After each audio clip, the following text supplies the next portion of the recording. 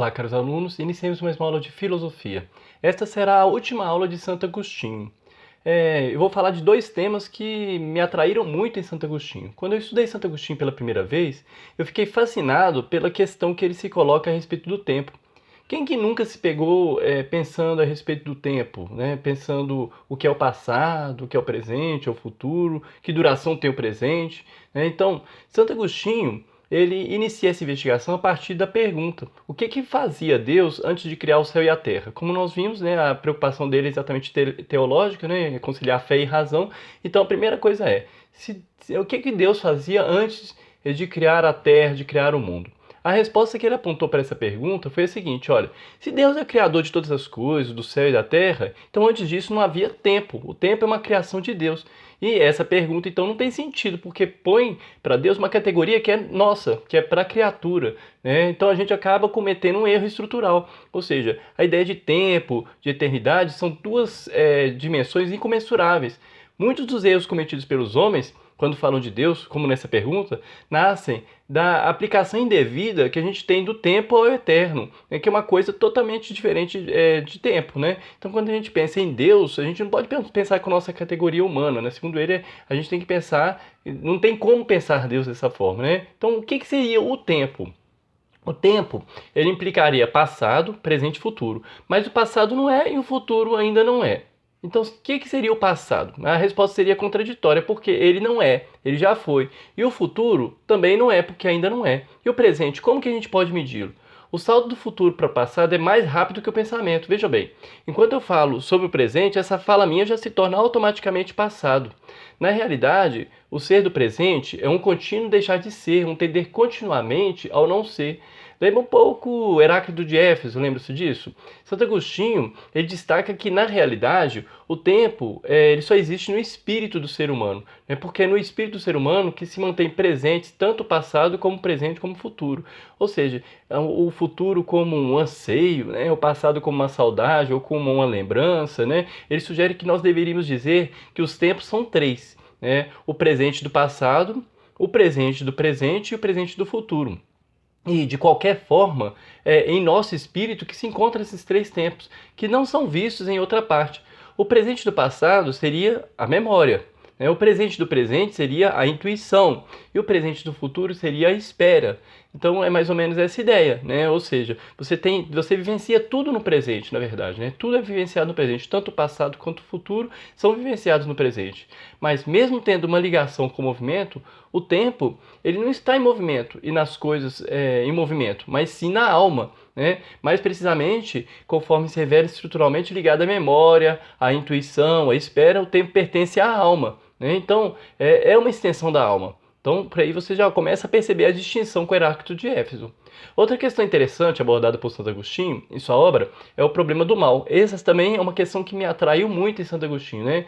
Ou seja, é uma referência teológica que a gente sempre utiliza em Santo Agostinho, né? Quando a gente quer entender o motivo do mal no mundo, tendo Deus como seu criador. Por quê? Se tudo vem de Deus, que é bem, né? Deus é bom, né? Então de onde que vem o mal? Além disso, o ser humano tem como telos, ou seja, como uma finalidade última, a felicidade, né? Lá desde os gregos a gente pensava nisso, né? Então, por que razão existe o sofrimento do homem? Por que que o homem sofre? Então, nós vimos nas aulas anteriores que, inicialmente, Santo Agostinho ele se alinhou à explicação dos maniqueístas, para os quais o homem pratica o mal, pois tem uma natureza má. E se o homem possui duas naturezas, consequentemente, ele não pode ser totalmente livre, porque ele possui uma inclinação para o mal. Depois de ter sido vítima dessa explicação dualista, né, maniqueísta, como também nós vimos nas aulas anteriores, Santo Agostinho ele encontrou em Plotino a chave para resolver essa questão. Plotino a gente sabe que é o neoplatônico, né? Então ele vai falar que o mal não é um ser, mas uma deficiência, ou uma privação de ser, ou não ser, né? Então o mal não é necessariamente um ser. Santo Agostinho, na sua obra Livre-Arbítrio, ele vai descrever três planos, né, vamos dizer assim, três planos que a gente poderia analisar essa questão do mal. Um ponto de vista metafísico ontológico, segundo o qual não existe o mal no caos, mas apenas graus inferiores de ser em relação a Deus. Mas os graus inferiores do ser e as coisas finitas, mesmo as mais ínfimas, elas revelam-se movimentos articulados de um grande conjunto harmônico. Quando, por exemplo, nós julgamos que a existência de certos animais nocivos seja um mal, por exemplo, uma cobra, por exemplo, que pica, né? Na realidade, nós estamos medindo com o método da nossa utilidade, da nossa vontade contingente e, portanto, numa ótica errada. Cada coisa, mesmo aquela aparentemente mais insignificante, tem seu sentido e, portanto, constitui algo positivo. Isso lembra um pouquinho a filosofia do filósofo matemático Leibniz, né, no século XVII. Mas nós vamos focar aqui em Santo Agostinho, ou seja, o mal que existe, ele existe para um bem maior, muitas vezes, nesse sentido, né? Não é bem o mal, porque a gente considera como mal a nossa visão, né?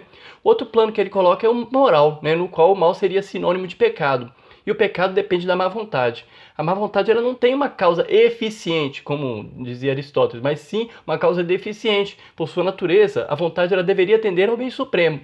Mas como existem muitos bens criados e finitos, a vontade ela pode tender a eles, subverter a ordem hierárquica. Ela pode acabar preferindo a criatura a Deus, né, preferindo os bens inferiores aos bens superiores. Sendo assim, o mal ele deriva do fato de que não há um único bem, mas muitos bens. O mal moral é uma aversão a Deus e uma escolha de um ser inferior ao invés de um ser supremo. O fato de ter recebido de Deus uma vontade livre é um grande bem, né? O mal é o mau uso desse grande bem. O terceiro plano seria o mal físico, como as doenças, os sofrimentos, os tormentos do espírito e a morte. Estes males, segundo eles, são consequências do pecado original, ou seja, uma consequência do mal moral. Mas na história da salvação, porém, também ele tem um significado positivo, né? Ou seja, Deus escreve certos em linhas tortas, né? Enfim, Santo Agostinho também vai distinguir razão e vontade. E com isso, ele vai se afastar da concepção socrática, segundo a qual o ser humano ele age mal por ignorância, ou seja, ele não sabe o que é o bem, senão ele faria só o bem, né? Lembra-se de Sócrates falando isso, né? Que é impossível ao ser humano conhecer o bem e buscar o mal? Pois é, para Santo Agostinho a razão pode sim conhecer o bem, mas a vontade pode rejeitá-lo, porque embora pertencendo ao espírito humano, a vontade é uma faculdade diferente da razão, tendo uma autonomia própria em relação à razão, embora seja ela ligada. A razão conhece e a vontade acaba escolhendo, né? Podendo escolher até mesmo o que é irracional, ou seja, aquilo que não está em conformidade com a reta razão. Aí fica explicado aquilo que eu disse anteriormente, né? Que o ser humano ele pode escolher um ser inferior ao invés de um ser supremo, né? E é importante a gente frisar aqui também é o seguinte, que uma das características da perfeição dada aos homens é a razão, que inclui o livre-arbítrio, né? Que é a capacidade de escolher entre o bem e o mal. Sem isso, o ser humano ele não seria perfeito, né? Ele seria só um autômato, pois ele pensaria ser livre quando na verdade só teria uma alternativa. Mas a questão é a escolha que ele vai fazer, ou seja, essa escolha que ele vai fazer vai definir exatamente o que ele vai alcançar. Ele quer alcançar o que no final das contas, né? Então, o pecado original, segundo ele, foi o pecado da soberba, sendo o primeiro desvio da vontade. O arbítrio da vontade é livre e em sentido pleno quando não faz o mal. Em sua condição natural, assim ele foi dado ao ser humano originalmente. Mas depois do pecado original, a verdade se corrompeu e se enfraqueceu, tornando necessária a graça divina. Ou seja, o homem, segundo Santo Agostinho, não alcançaria essa felicidade sozinho, ele precisaria da graça divina, né? Consequentemente, o ser humano, em sua vida moral, ele precisa dessa ajuda divina para poder agir bem. Quando o ser humano procura viver retamente, valendo-se somente de suas próprias forças, sem a ajuda da graça divina libertadora, então ele acaba sendo vencido pelo pecado. Ou seja, ele só vai conseguir se livrar do mal quando ele escolhe a graça de Deus. Alguns filósofos posteriores na filosofia moderna e contemporânea vão acabar se debruçando sobre essa questão, tentando construir uma filosofia apartada da teologia. Mas é importante nessa aula aqui a gente perceber como que Agostinho fecha a questão mais uma vez, colocando desfecho para a relação entre fé e razão, tão frisada na filosofia medieval, né? E estando de novo a razão subordinada, ou melhor, a serviço dessa fé, da construção dessa fé cristã. Nós vimos que exatamente tudo que ele buscava, até mesmo nos maniqueístas, era exatamente uma adequação à sua fé, né, à sua crença em Jesus Cristo. Então, gente, aqui eu encerro essa aula. A gente pode, nos comentários aí, aprofundar um pouco mais. Eu espero que tenha sido claro. Até a próxima aula.